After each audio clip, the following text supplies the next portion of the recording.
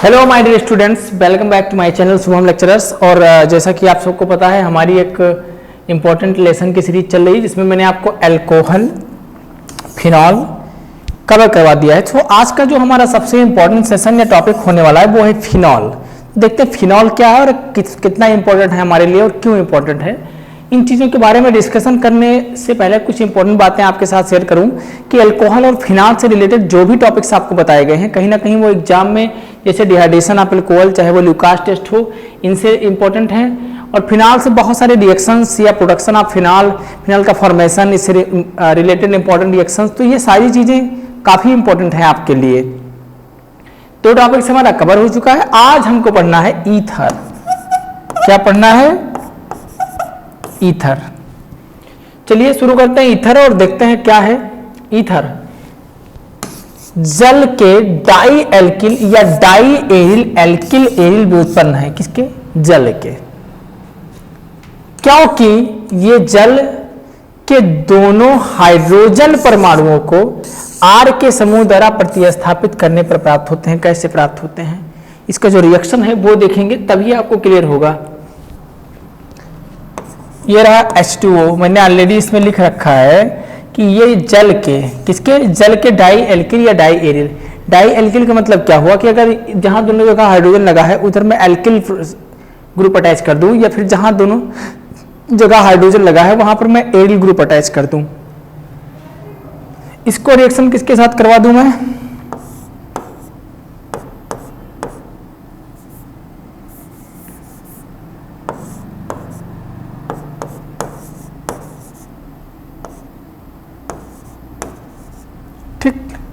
अब अगर यहां पर दो एल्किल ग्रुप को अटैच कर दो, +2R और -2H लिखा हुआ, इसका मतलब क्या है कि जहां पर हाइड्रोजन के दोनों मॉलिक्यूल्स, एक मॉलिक्यूल यहां से और एक मॉलिक्यूल यहां से बाहर निकल जाएगा और उस पर दो एल्किल ग्रुप आकर जुड़ जाएंगे। किस तरीके से? देखिए,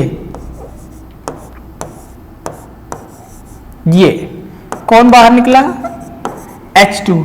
और H2 बाहर निकलेगा, लेकिन किस फॉर्म में बाहर निकलेगा? ईथर के फॉर्म में। तो कहीं ना कहीं ये जो H2 था ये गैसियस स्टेट में बाहर निकल गया और ये हमारा जो प्रोडक्शन का मेन एम्स था हमारे लिए ईथर, वो हमने बना लिया ईथर। दूसरा तरीका इसको क्या है? अल्कोहल से प्रोड्यूस करने का। कैसे? अगर मैं किसी अल्कोहल को रिएक्ट करा दूं किसके साथ?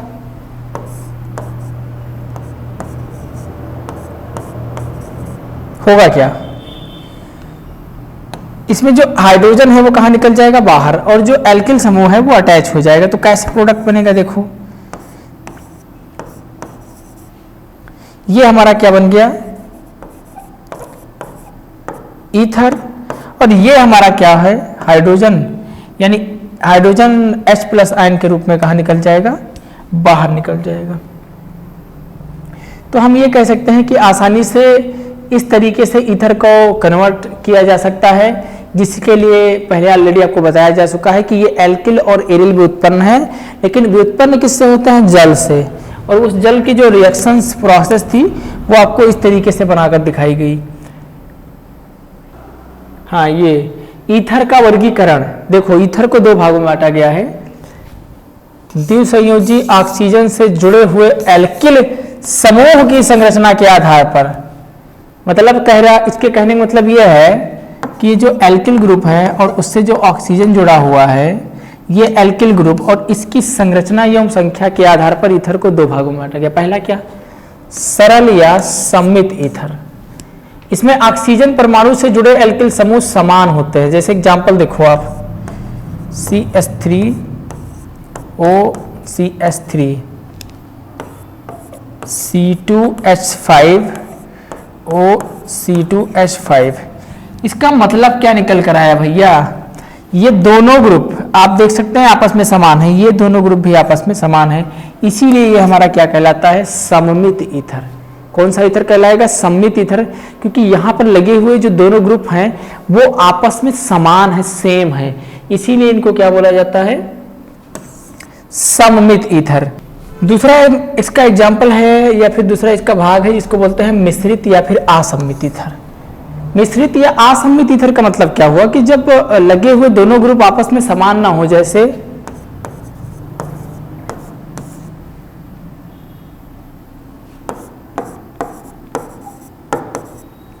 ये देखो, अब इसको बोला जाता है असम्मित ईथर। और क्यों बोल सकते हैं, एक और एग्जांपल मैं आपसे दे सकता हूं, C6H5O।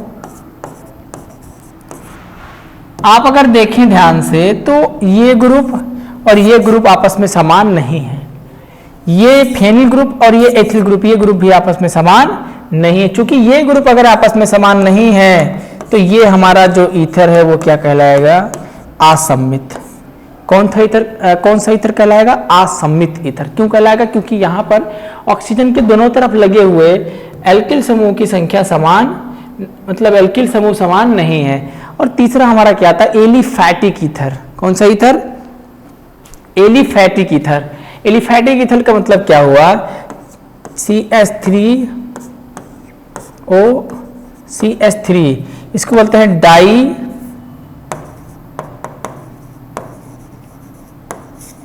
Methyl ether. क्या बोलते हैं इसको, डाई मेथिल ईथर। और ये स्ट्रेट चेन में होने के कारण, जैसे कह रहा है कि जब ईथर में एल्किल व एल्किल डैश दोनों एल्किल समूह उपस्थित हों तो उसे क्या कहा जाता है, एलिफैटिक ईथर। कौन सा ईथर, एलिफैटिक। या फिर इसी को चाहूं तो मैं एक और तरीके से भी लिख सकता हूं,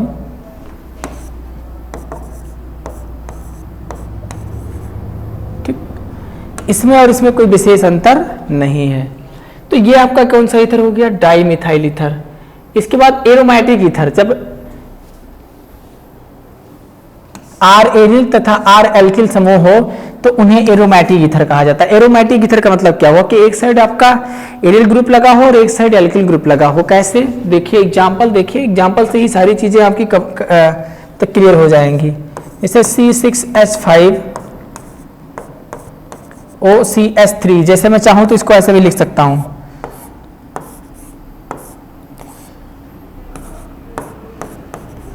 ठीक। तो ये एरोमेटिक रिंग है। कैसी रिंग है, एरोमेटिक। बिकॉज रीजन क्या है उसका, ये डबल बॉन्ड, कार्बन कार्बन का डबल बॉन्ड। वही चीज मैंने यहां भी लिख रखी है। तो ये सेम नहीं है। ऐसी जब कंडीशन आएगी तो ईथर को कौन सा ईथर बोलेंगे, एरोमेटिक। ऐसे ईथर को कौन सा ईथर बोलेंगे, एरोमेटिक ईथर, ठीक है। इसके बाद देखिए नामपत्ति में कैसे क्या करते हैं, साधारण नामपत्ति। इसमें ईथर को नामकरण करने के लिए ऑक्सीजन से जुड़े दोनों एल्किल व एरिल समूहों के नाम अंग्रेजी वर्णमाला के क्रम में लिखकर उनके साथ ईथर शब्द जोड़ देते हैं। अगर आप सिंपल नॉमिनेशन कर रहे हैं, साधारण नाम दे रहे हैं, सामान्य नाम, तो साधारणतः आप ईथर जोड़ेंगे। वरना दोनों समूह के समान होने पर एल्किल अथवा एरिल समूह के नाम से अनुलग्न डाई लगा दिया जाता है। इसका मैं बताऊंगा, इसका मतलब कोई विशेष मतलब नहीं इसके पढ़ने का, पर मैं एग्जाम्पल देता हूं, एग्जाम्पल से सारी चीजें क्लियर हो जाएंगी।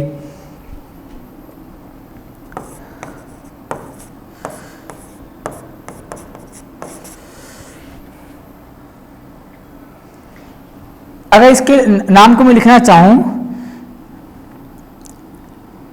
तो क्या लिख सकता हूं, डाई मेथिल ईथर। ये सामान्य नाम हो गया। कैसे, डाई मेथिल ग्रुप की संख्या कितनी है, दो के लिए क्या लिखते हैं डाई, 3 के लिए ट्राई, 4 के लिए टेट्रा। तो 2 मेथिल ग्रुप की संख्या हुई तो मैंने क्या लिख दिया, इसका नाम डाई मेथिल ईथर। अब अगर यहां पर C2H5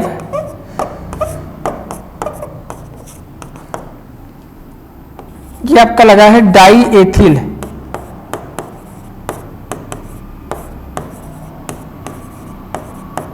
ईथर। कौन सा ईथर है ये, डाई एथिल ईथर।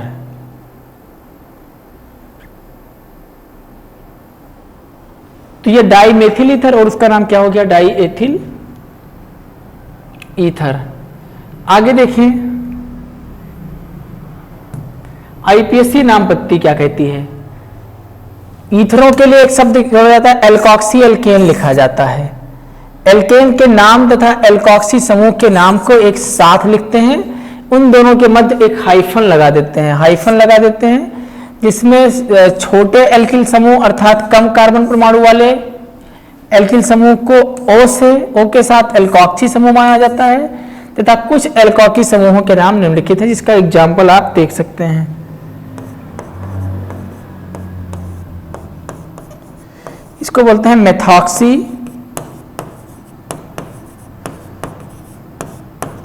मेथेन। क्यों बोलेंगे इसको मेथॉक्सी मेथेन? देखो ये इस पूरी रिंग के लिए हमने क्या यूज किया, मेथॉक्सी, और यहां पर मेथेन मतलब कार्बन की संख्या 1 है तो एक के लिए वेथ लगाते हैं, सिंगल बॉन्ड के लिए N, तो इसका नाम हो गया मेथॉक्सी मेथेन। दूसरा एग्जांपल आप देखो,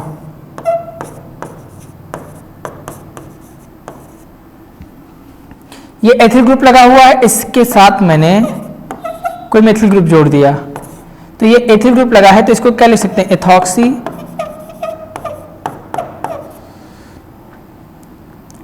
और ग्रुप जोड़ देता हूं इसके साथ,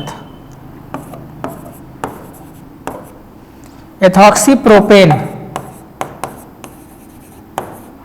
C3H7 का मतलब क्या हो गया, कार्बन की संख्या 3 हो गई, तो यहां तक के लिए जो ग्रुप था उसके लिए मैंने क्या जोड़ा, एथॉक्सी, और बाकी एथिल ग्रुप के साथ ऑक्सीजन लगा है तो एथॉक्सी हो गया, और ये C3H7 हमारा क्या हो गया, कार्बन नंबर 3 के लिए pro plus N equal to propane. तो ये दोनों मेथॉक्सी मेथेन और ये एथॉक्सी प्रोपेन, ये इसका यूपीएससी नाम था। देखो एल्कोहल से कैसे बनाएंगे, मैंने क्या ले लिया, फर्स्ट डिग्री एल्कोहल, ठीक, और इस एल्कोहल को मैंने रिएक्ट करा दिया CH2N2। इस CH2N2 को क्या बोलते हैं, डायजोमेथेन, डाईएजोमीथेन।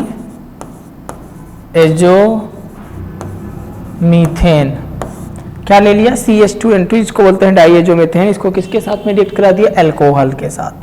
अब अगर इसको डाईएजोमीथेन के साथ में रिएक्ट कराएंगे तो होगा क्या, उस कंडीशन को आप देखिए, सिर्फ यहां से ये N2 गैस नाइट्रोजन के रूप में कहा निकल जाएगी, बाहर। बाकी ये जो आपका है RO और इधर क्या बचा हुआ है, CH2, और ये CH2 और ये हाइड्रोजन मिलकर क्या बना लेंगे, CH3। तो ये हमारा किस में कन्वर्ट हो गया,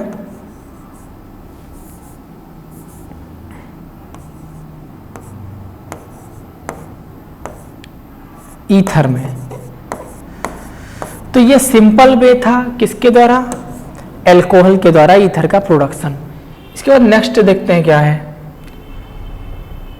निर्जलीकरण द्वारा। जब सांद्र H2SO4 के साथ 140 डिग्री पर एल्कोहल के अधिक में मिलाने पर, H2SO4 के साथ 140 डिग्री के अधिक में मिलाकर इसको अधिकृत करने पर निर्जलीकरण अपक्रिया के द्वारा किसका निर्माण होता है, ईथर का। देखते हैं वो रिएक्शन क्या है ईथर के प्रोडक्शन का। क्या करूं कि सबसे पहले आप एल्कोहल ले लीजिए,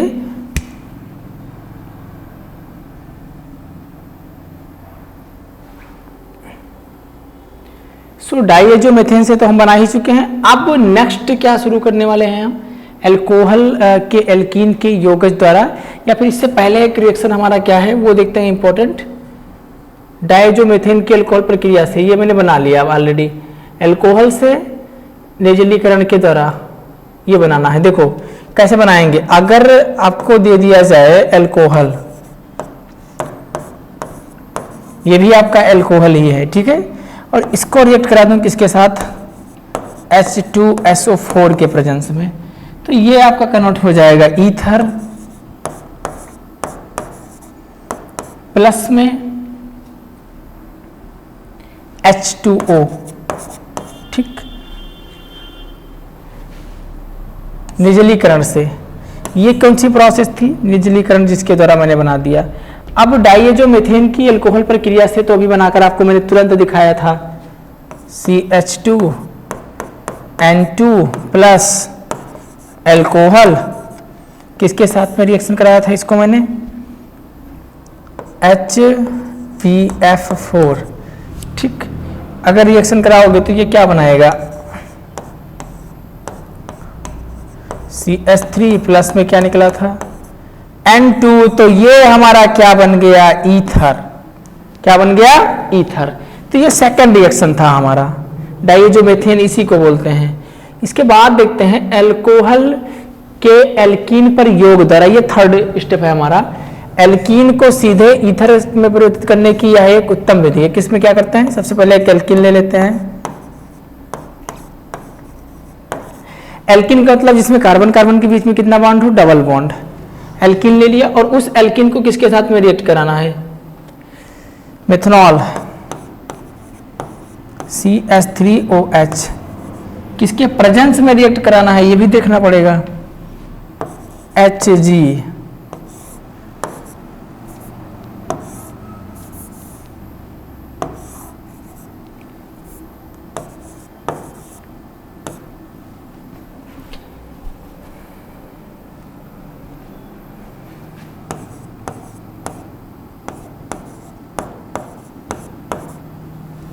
ये कंपाउंड है, ठीक है।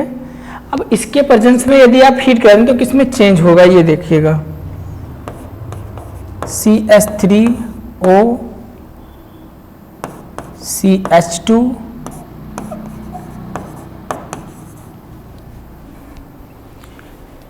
प्लस में आपका मरकरी बन जाएगा और दो चीजें और बनने वाली हैं, ये आपका एल्कीन, मेथनॉल, ठीक, आपको पता एल्कीन है ये क्या है आपका मेथेनॉल। इसके प्रेजेंस में जो आपको हीट कराया गया जिसका नाम क्या है, मर्क्यूरिक डाइफ्लोरो एसीटेट, मर्क्यूरिक डाइफ्लोरो एसीटेट। और यहाँ पर एक और कंपाउंड होना चाहिए NaBH4 जिसको बोलते हैं सोडियम बोरोहाइड्रेट। मर्क्यूरिक डाइफ्लोरो एसीटेट से क्रिया कराते हैं तथा प्राप्त यौगिकोत्पाद को सोडियम बोरोहाइड्रेट द्वारा अपचयन कराकर क्या प्राप्त करते हैं, ईथर। तो इस तरीके से आपने ईथर ऑब्टेन कर लिया। और एक और कंपाउंड बनता है इस यहाँ पर,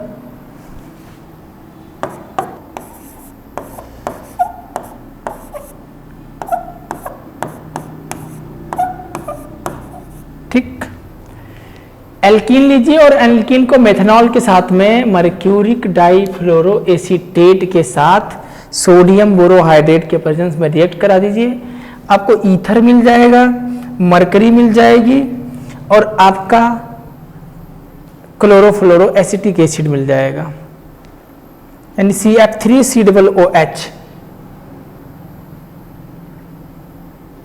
आगे देख सकते हैं विलियमसन ईथर सिंथेसिस, काफी इंपॉर्टेंट रिएक्शन होने वाला है ये आपके लिए। क्यों इंपॉर्टेंट है, क्योंकि एग्जाम में बहुत सारे क्वेश्चन अगर आप देखे होंगे तो इसके पॉइंट ऑफ व्यू से कई बार सोडियम व पोटेशियम, देखो एल्किल हैलाइड को क्या करते हैं, सोडियम पोटेशियम एल्काइड के एल्कोक्साइड के साथ गर्म करते हैं और क्या ऑब्टेन हो जाता है, ईथर। अब क्रिया विलियमसन संश्लेषण कहलाती है। सरइयों मिश्रित ईथर बनाने की उत्तम विधि है। कैसे बनाते हैं इससे ईथर,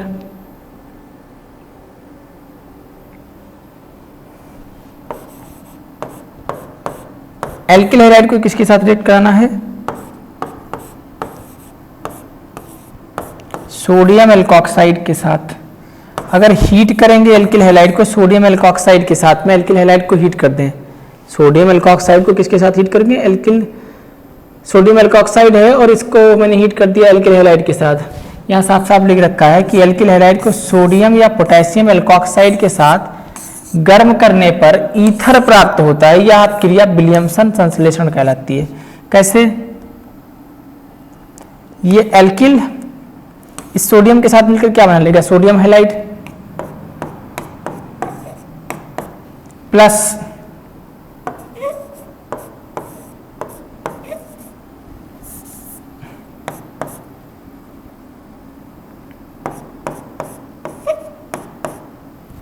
इसको बोलते हैं ईथर। क्या बोलते हैं इसको, ईथर। ये ईथर और वो क्या बन गया, सोडियम हैलाइड। तो ये वो प्रोसेस है जिसके द्वारा विलियमसन ने बनाया था सबसे पहले, इसीलिए इसको क्या बोलते हैं, Williamson ether synthesis. Next reaction क्या है हमारा, भौतिक गुण। देखो इस श्रेणी के निम्न सदस्य रंगहीन गैस या द्रव है, या तो रंगहीन गैस है और या फिर द्रव, दो ही फॉर्म में मिलेगा, लिक्विड स्टेट में, या तो आपको लिक्विड स्टेट में और या फिर गैसियस स्टेट में। विशिष्ट ईथरीय आबंध होते हैं। ईथर द्रव अत्यधिक वाष्पशील होता है, इसकी वाष्प अत्यधिक ज्वलनशील होती है। मतलब पहली बात तो ये वाष्पशील है और हाईली इन्फ्लेमेबल है, आसानी से जल भी सकता है। ईथरों का क्वथनांक उसके समावेशी एल्कोहल की अपेक्षा काफी कम होता है।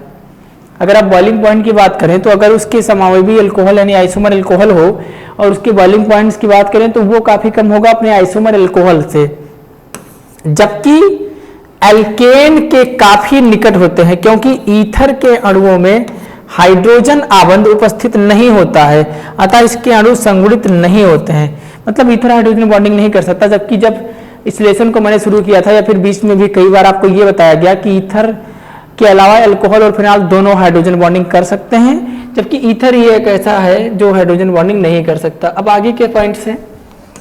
ईथर जल में अल्प विलेय होते हैं क्योंकि इनका ऑक्सीजन परमाणु जल के हाइड्रोजन परमाणु के हाइड्रोजन आबंध बनाने में समर्थ नहीं होता। यह संभवतः एल्किल समूह बड़े आकार के कारण होता है। कार्बनिक विलायकों में जैसे बेंजीन, क्लोरोफॉर्म आदि में पूर्ण विलेय होते हैं। सेकंड पॉइंट, जल से हल्के अर्थात इनका घनत्व 1 से कम। अणुभार में वृद्धि के साथ ईथरों का घनत्व बढ़ता जाता है। इसके बाद क्या कह रहा है, रासायनिक गुण। ईथर क्या है, कम ध्रुवीय है। ध्रुवीय का मतलब क्या होगा, पोलैरिटी कम होगी, क्योंकि जो बॉन्ड है वो पोलर नहीं होगा, क्योंकि दोनों साइड में मेथिल ग्रुप लगे हुए हैं होने के कारण कम अपक्रियाशीलता दर्शाते हैं। ये सक्रिय धातु जैसे सोडियम पोटेशियम आदि से क्रिया नहीं करते। सक्रिय क्रियात्मक समूह की अनुपस्थिति के कारण ये ठंडे तनु अम्ल, ऑक्सीकारक तथा अपचायक के साथ भी क्रिया नहीं करते हैं। कुछ रिएक्शंस तो होंगी ही जिन्हें हमें देखना है। दहन, ईथर का वायु या वायु के मिश्रण के साथ विस्फोटक होता है। मतलब इसको बोलते हैं कंबसन यानी दहन बोल सकते हैं इसको हम। फिर है हैलोजनीकरण, हैलोजिनेशन। अगर मैं कोई ईथर लूं, देखो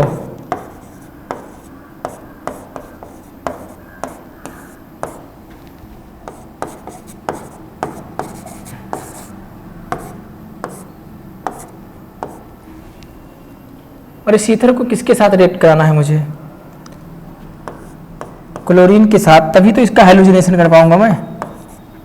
ये ईथर और इसको क्लोरीन के साथ में रिएक्ट करा देता हूं, क्योंकि हैलोजिनेशन करने के लिए ये रिक्वायरमेंट है कि हैलोजन के साथ ही उसका रिएक्शन होना चाहिए। अगर रिएक्शन कराऊं तो प्रोडक्ट क्या बनाऊंगा, सबसे पहले देखो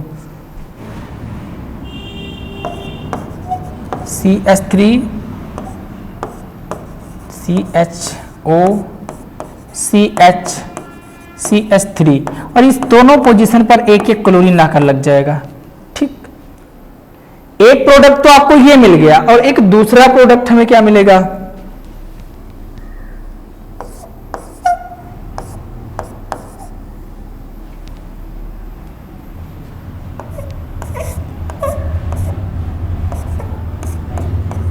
ये हमारा दूसरा, यानी ये ए वाला प्रोडक्ट मिल जाएगा और ये बी वाला। तो ये हैलोजिनेशन करके मैंने आपको दिखा दिया। अब दोनों पोजीशन पर लग गया तो इसको बोलते हैं alpha alpha di chloro di ethyl ether. इसका नाम हो जाएगा ये alpha alpha alpha di chloro di ethyl ether, इसका नाम हो जाएगा। और दूसरा वाला कंपाउंड कुछ इस तरीके से बन जाएगा, जिसमें आप देखिए कार्बन के दो कार्बन कार्बन डबल बॉन्ड अगर बनाऊं मैं तो इधर हाइड्रोजन तो लगाना ही पड़ेगा, Cl2 दो कार्बन जिसके बीच में डबल बॉन्ड बना हुआ है। चेक कर लेता हूं एक बार, चलो एक ही प्रोडक्ट बनाओ, क्या फर्क पड़ता है। ठीक, सिर्फ एक प्रोडक्ट का फॉर्मेशन कीजिए आप लोग, दो प्रोडक्ट बनाने की कोई जरूरत नहीं है जिसमें क्लोरीन के साथ इसका रिएक्शन हुआ है, बस इस बात को ध्यान में रखना है एकदम। अब क्या है, आगे कह रहा है कि सांद्र H2SO4 के साथ अभिक्रिया सल्फ्यूरिक एसिड के साथ में रिएक्शन करेंगे तो क्या होगा। देखो हीट करता हूं इसको,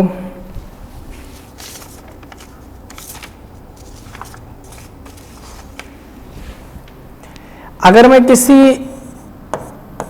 ईथर को किसके साथ हीट कर दूं, सल्फ्यूरिक एसिड H2SO4, किस तरीके से,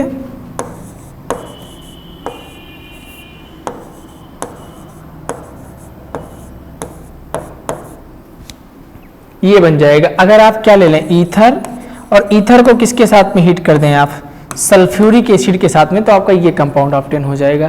क्या कहता है कि ईथर को सांद्र H2SO4 के अधिक के साथ तेज गर्म करने पर यह एथिल हाइड्रोजन सल्फेट बनाता है। इस क्रिया में ईथर से जल का ह्रास होता है, मतलब ईथर से वाटर मॉलिक्यूल्स का लॉस हो जाता है, जिसके कारण ये क्या बना लेता है, एथिल हाइड्रोजन सल्फेट। क्या बनता है ये, एथिल हाइड्रोजन सल्फेट। ठीक, इसके बाद हमारा नेक्स्ट रिएक्शन निर्जलीकरण।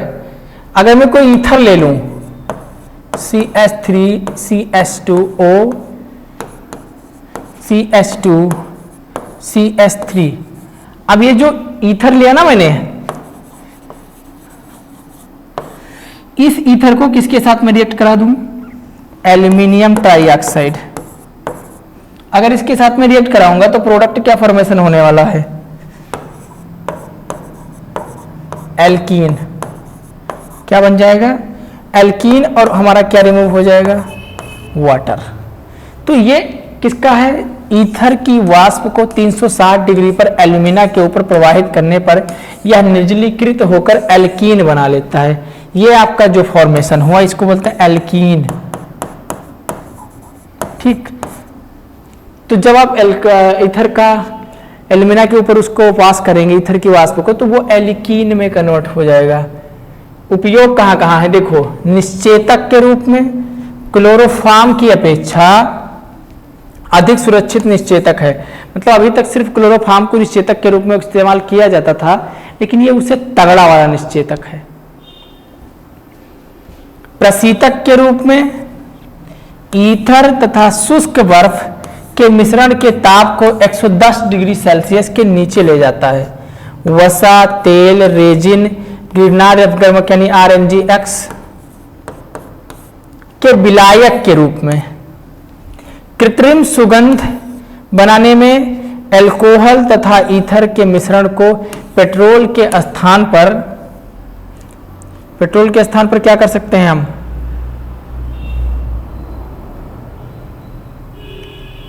हाँ, पेट्रोल के स्थान पर इस्तेमाल किया जा सकता है। एल्कोहल किसको, अगर आप चाहें तो एल्कोहल और ईथर, इन दोनों का मिश्रण को आप पेट्रोल के प्रेस पर यूज कर सकते हैं। आज का जो ये लेक्चर है यहीं पर समाप्त होता है। Thanks for watching and next important message for you. ये जो टॉपिक हमारा था अल्कोहल फिनाइल ईथर, मुझे लगता है कंप्लीट हो चुका है लगभग। तो इससे रिलेटेड जो क्वेश्चंस एग्जाम में बार बार रिपीट हो रहे हैं, उन पर प्रैक्टिस कीजिए और अपने डाउट को क्लियर करते रहिए। Thanks for watching again.